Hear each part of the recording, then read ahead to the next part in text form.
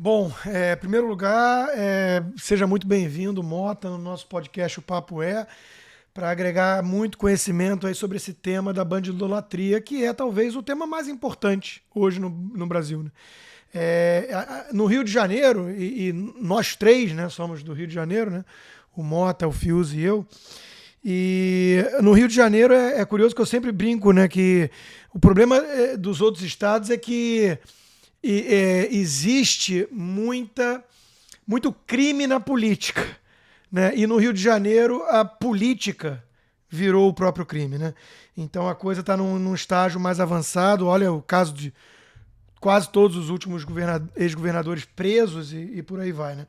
É um negócio realmente assustador.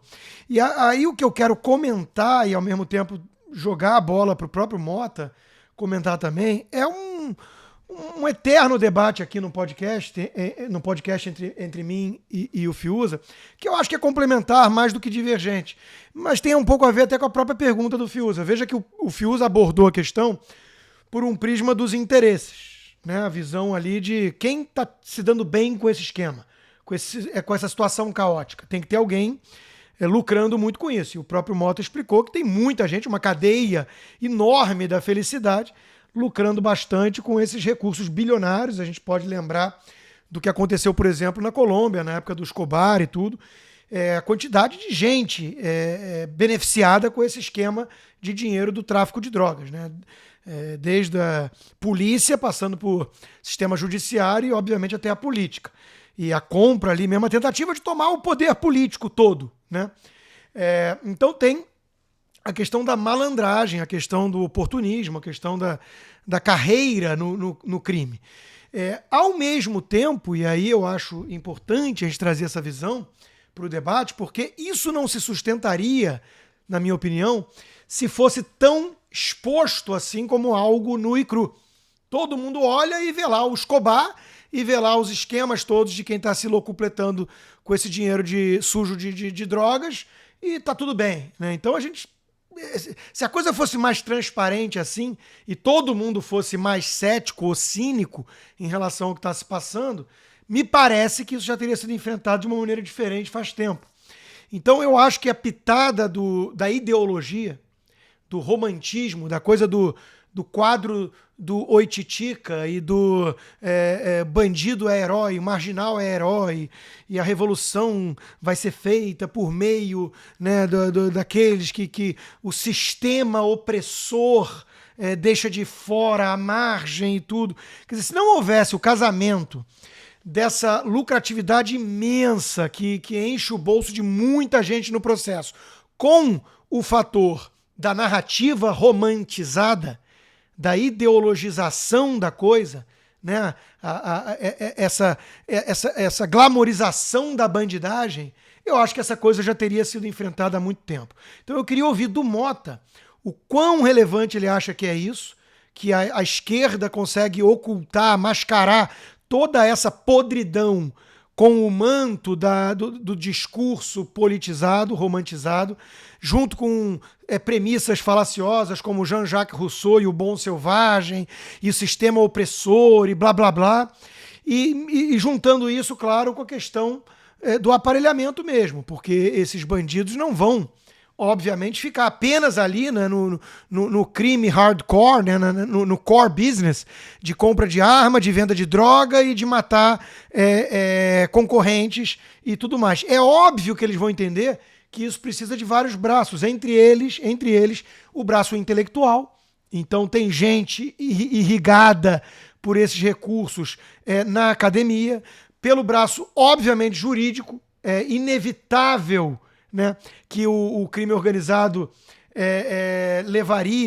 era inevitável que ele levaria para formação de juízes, de policiais, né, desde cedo, né, os seus próprios pupilos.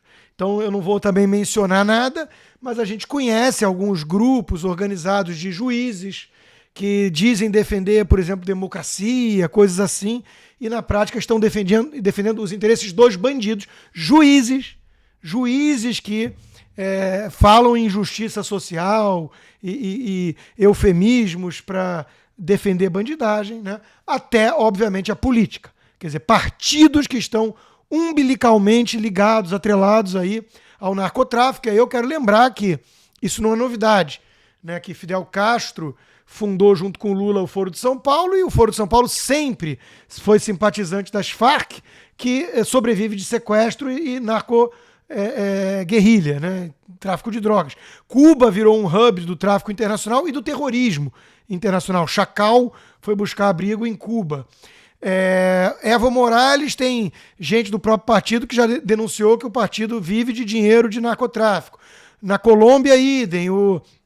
O Podemos da Espanha, o Partido Socialista, já teve acusação de financiamento de dinheiro de droga. Tem livros e livros sobre a ligação dos soviéticos com o tráfico. Quer dizer, Coreia do Norte é um hub de morfina e heroína no mundo. Então, quer dizer, você vai juntando aí, né?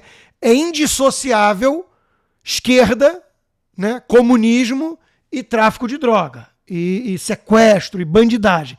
É uma coisa que parece que é bem documentada.